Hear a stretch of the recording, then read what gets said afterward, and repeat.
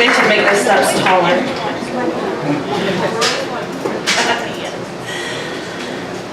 I like sex. I like it a lot. Maybe you do too. I like the way sex can connect us to another person, the all of them, body, mind, expansive being. Walls down, hairs on edge, skin prickling in anticipation of exquisite bliss. I like sex. Whew. I done distracted myself. What was I saying? I like sex. I like how it feels when I let my body dissolve into the unknown and the unknowable. I like the way that pleasure can be a revolutionary act, especially for those people who have been told that their pleasure is not a priority or doesn't matter or is somehow dangerous. I like sex. I like it enough that I've dedicated the majority of my adult life to it, working to make sure that when people have sex that it feels good and consensual and restorative and pleasurable and fun. I like it enough to work a full-time job in the movement against sexual violence, fighting systems that continue to create sexual harm and exploitation. I like sex a lot. I like it enough that I've always talked to my kids openly about it in mostly age-appropriate ways. You know, and made sure that they knew that sex can be for pleasure and not just function, and that there's ways to make it safer. And I haven't always gotten it right. Who does? But my kids have always known that sex is normal and natural and healthy and fun. So a few years ago, when my then 14-year-old came out to me as asexual, I got a little bit weird. And it wasn't even that I have a problem with asexuality or don't think it's a legitimate thing. It was just weird, you know? It was like, I didn't know what to do, but I'm like, I can handle this. Like, Christy, you came out as queer in 1993. You know what you're doing. You've been doing LGBTQ activism for a really long time. So you know not to say stupid things like, maybe it's just a phase, or are you sure? Like, right? I got this. So when my kid came out as ace, I paused for a minute and I got quiet and I gathered myself. And then I said, are you sure? And as the words came out of my mouth, it was like painful, it hurt. It was like listening to someone else's voice, someone who clearly has like no idea what they're doing. And so my kid, they looked at me and they were like, yeah, I'm pretty sure. And somehow my brain still couldn't get control of my mouth because what I said next was, well, you know, you're just 14. Like, maybe you just haven't experienced sexual attraction yet. It could come. Maybe you're a late bloomer. And my kid said, maybe I am. Whatever. I'm not attached to this, but right now, this is who I know myself to be. And if that changes one day, cool. But also, I have talked to all of my friends who are my age, and all of them have experienced sexual attraction by now. And also, I did a little bit of research about the average age of onset of sexual attraction, and I would have experienced it by now, more than likely, so I'm cool. Like, I got this. And I said, okay. And I really wanted to be okay with it, because I want to be that kind of parent that my kids can come to me and tell me anything, and for the most part, I am that parent to all my kids. They tell me stuff sometimes that I'm like, oh, thanks for sharing, right? So, I mean, like, that's who I am. I wanted to be cool with it, and I was really struggling. I was like, why is this throwing me? Like, I can't even figure out why this is throwing me. And it wasn't that I don't think asexuality is a thing, and it wasn't that I was just weird about it being my kid coming out as ace, although I gotta be honest, it was a little bit of a shocker because, like, apple tree, right? But what was sticking for me was their age. They were just 14. You know, for some reason I was having a hard time with that, because those of us who are lesbian, gay, or bisexual remember, probably, maybe, some moments before we even knew what sex was, when we realized that some people made us feel really warm and fuzzy inside, and that maybe they were the same gender as us and maybe they weren't, but we like had an awareness of that before we were even aware of what sex was. But this sexual attraction, like a sexual awakening, if you will, is more like a developmental process, right? So I'm like, maybe they're just, I don't know. So I did what I normally do, which is talk to a couple of my friends who are also parents, and then I called my friend Mary Margaret, who is a queer parent raising kids around the same age as mine. And I asked Mary Margaret, I'm like, hey, do you think it's possible that maybe just at 14 they haven't experienced sexual attraction yet? And then I talked to Mary Margaret about some experiences I had had of claiming a label for myself that later turned out to not be the right label for me, and how hard that had been for me to like pull myself back from this identity and community that had been so much a part of my life after I had been engaged with it for a while, and how that worried me. And I wondered if maybe my kid was coming out as ace in the face of this weird-ass culture that hypersexualizes girls, and if so, I can't blame them. I'm surprised more kids don't claim the ace label to opt the hell out of that nonsense, right? And then I wondered, did I do this? Did I market this wrong? And we can laugh, but this is a kid who's been watching me step out for privacy to take rape crisis calls for years at this point. This is a child who's been watching me leave our house at all hours of the night to go to the hospital and be with rape survivors for rape kits on what has to be one of the worst nights of their life. You know, there's a part of me that wondered, did my work make sex seem too much or too scary? Now, Mary Margaret is a good friend and a good listener, but she's also not someone who tolerates excessive bullshit for any length of time. So at some point she was like, Christy, your 14-year-old is telling you that they don't want to have sex. Why are you arguing?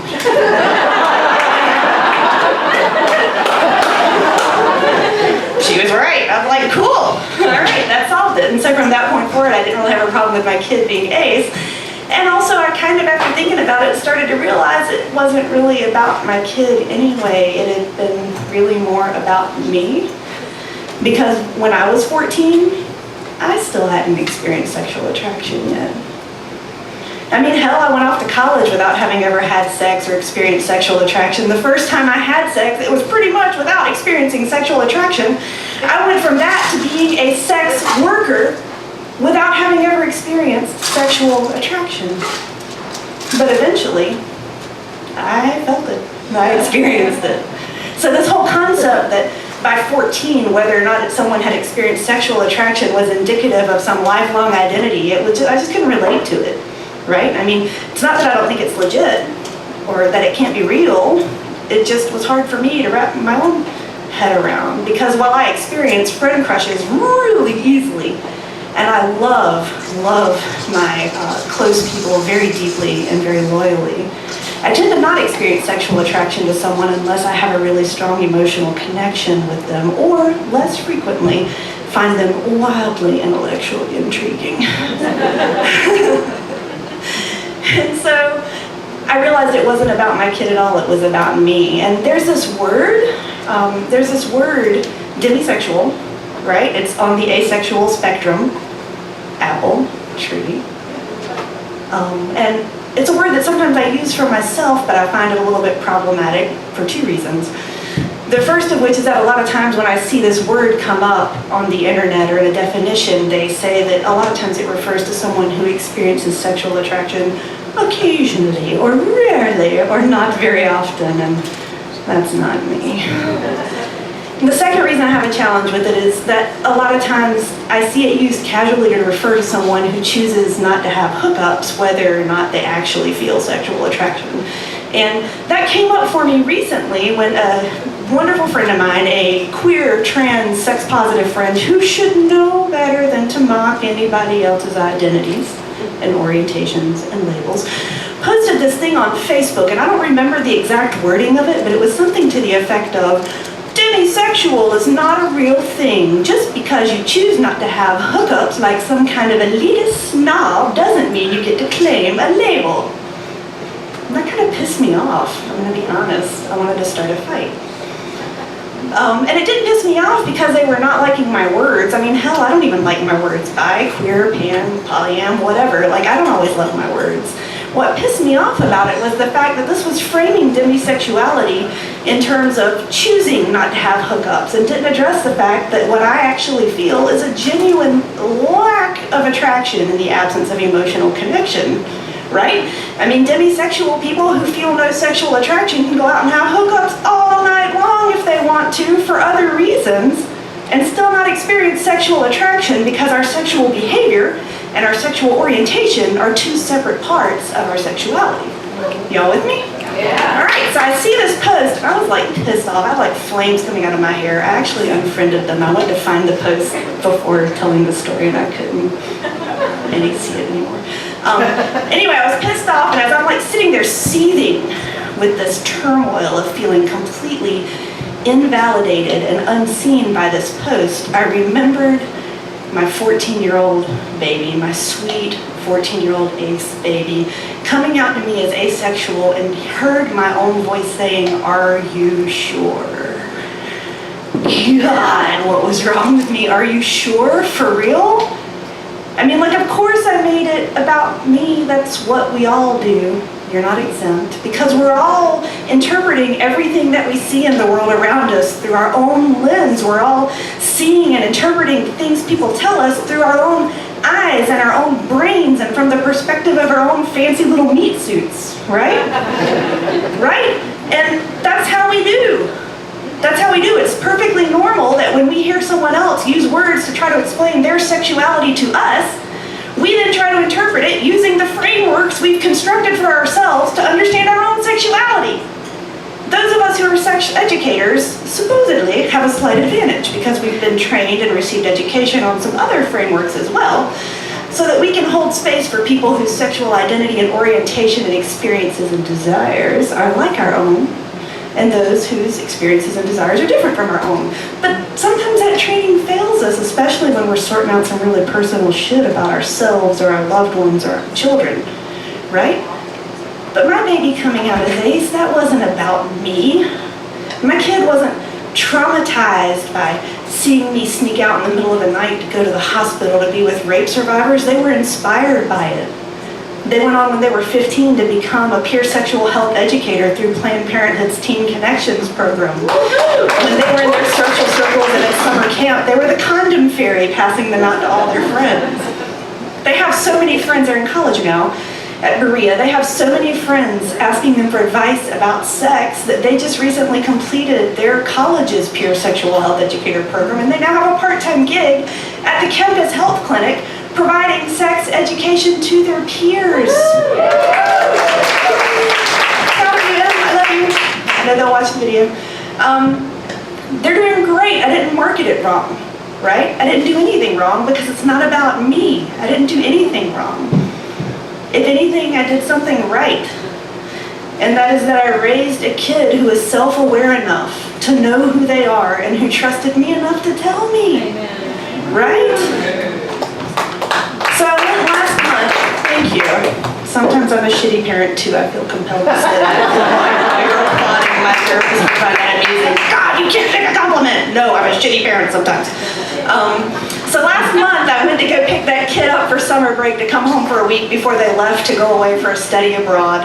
And I still hadn't decided what story I was going to tell tonight. So I'm there and I'm helping them carry things out to the car, and I carried their ace flag out to the car, and we've got them and a bunch of their friends that are out there helping. And because I am who I am, I grab the ace flag and start doing this like creepy color guard routine in the parking lot of their dorm in front of all their friends, and I'm like, am I embarrassing you? Am I embarrassing you? And they pull out their phone and videoed it, and they were like, no way, this is awesome. And they posted it on Facebook and threatened to have an ace pride parade through the main strip of campus later that day, and got some gears turning. So when we got in the car to leave, I was like, you know, maybe I can tell a story about what it's like to have a kid come out as ace when you're a sex educator who's a little bit obsessed with sex, if that's all right with you.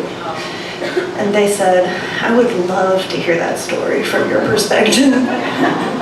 And so then we got in the car and started driving home, and we talked about my response and their experiences and what asexuality means to them for the next 2 hours of our 8-hour drive. And it was wonderful. And the other day when I practiced this story, the first person I practiced this story for was that kid. And they were in their dorm room and put me on speaker, and I got to tell it to a dorm room full of my child and their adorable queer and trans friends, little quabies. So I guess I would like to say to those of you in the room who are parents or who want to be parents one day, or who are in the lives of children and young people in meaningful ways, what I want to tell you is we're not always going to get it right. Sometimes you're going to hear yourself saying things that mortify you. And you're going to realize, even as you hear these things coming out of your mouth, that you are projecting your own experiences, your own fears, your own challenges in understanding yourself. But we repair. We leave doors open. We continually do the work of restoration and welcoming and validation. And when we do those things and we do them well, our kids will keep coming back. They're going to keep coming to us to tell us who they are. And as we wrestle with that, we're going to keep figuring out who we are. Thank you.